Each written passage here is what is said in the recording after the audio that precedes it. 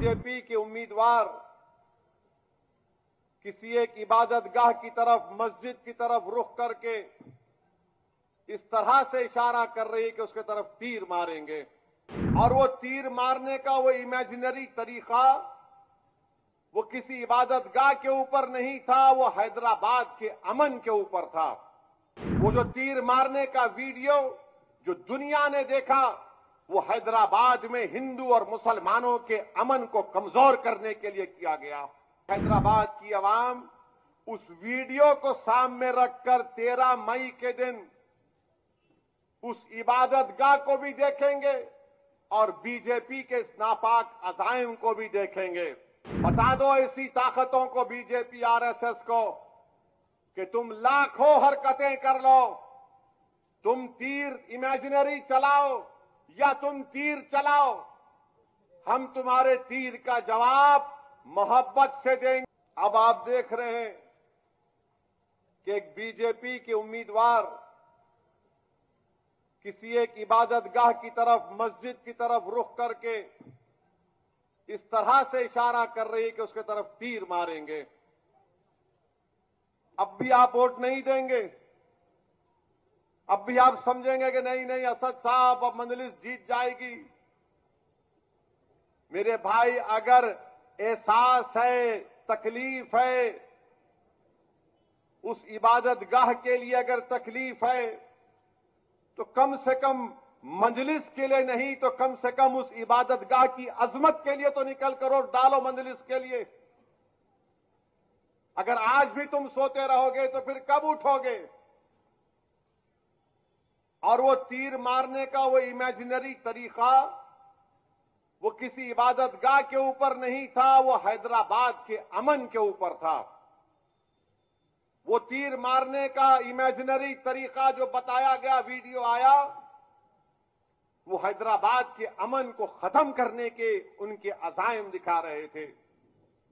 वो जो तीर मारने का वीडियो जो दुनिया ने देखा, वो हैदराबाद में हिंदू और मुसलमानों के अमन को कमजोर करने के लिए किया गया। वो हैदराबाद में फसादात कराने के लिए किया गया।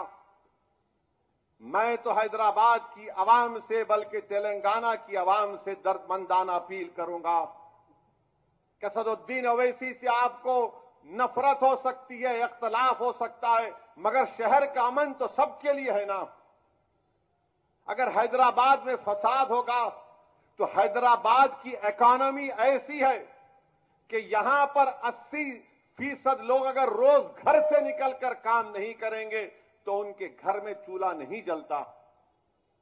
अगर घर से निकलकर काम नहीं करेंगे तो बच्चों की फीस नहीं दे पाएंगे।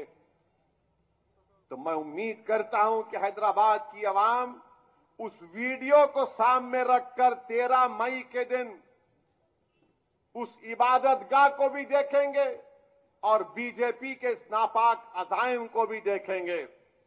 और हैदराबाद के हिंदू मुस्लिम इत्तेहाद को मजबूत बनाने के लिए आप निकलकर मजलिस के हक में वोट देंगे। हैदराबाद में अमन को मजबूत बनाने के लिए, हैदराबाद की इस मोहब्बत को बरकरार रखने के लिए, मेरे अजीज दोस्तों और बुजुर्गों, मेरी इज्जतदार मां और बहनों, मेरी इस बात को याद रखिए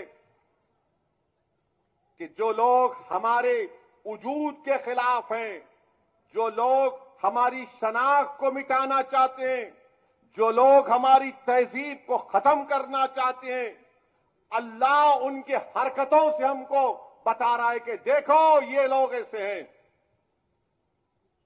याद रखो, अगर इस सब चीजों को देखने के बाद भी अगर आप बोलेंगे नहीं 13 तारीख को अरे जीत रही अपनी पार्टी, कोई नहीं हरा सकता, मेरे भाई, तो फिर तुम्हारा वोट तुम नहीं दोगे उन लोगों के खिलाफ जो हमारी शनाख्त को मिटाना चाहते हैं, जो सरजमीन हैदराबाद पर फसाद कराना चाहते हैं।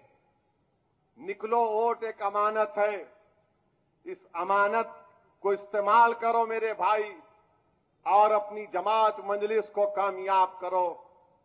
बता दो ऐसी ताकतों को, बीजेपी आरएसएस को, कि तुम लाखों हरकतें कर लो, तुम तीर इमेजिनरी चलाओ या तुम तीर चलाओ, हम तुम्हारे तीर का जवाब मोहब्बत से देंगे। और याद रखो बीजेपी आरएसएस वालों, ये हैदराबाद है, ये कोई वो जगह नहीं है जहां पर तुम्हारे इन हरकतों से हम तुमको पीठ दिखाएंगे।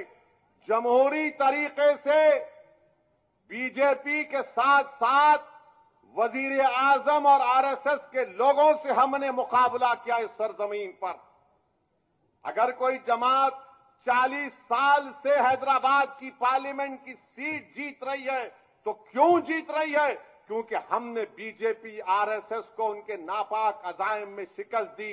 कैसे दी? आपके इत्तेहाद की वजह से, आपके सियासी शऊर की वजह से। इसको ये चीज इनको पसंद नहीं आती, इसीलिए फ्रस्ट्रेशन में आकर इनको नजर आ गया सब चीजें अब कुछ नहीं हो सकता, तो चलो ये तीर का नाटक करके देखेंगे। मगर नाटक तो तुमने नहीं किया, तुम्हारी असली अजाइम दिख कर आ गए। बीजेपी सबक हासिल नहीं कर रही है। 6 दिसंबर उनके लिए क्या काफी नहीं था?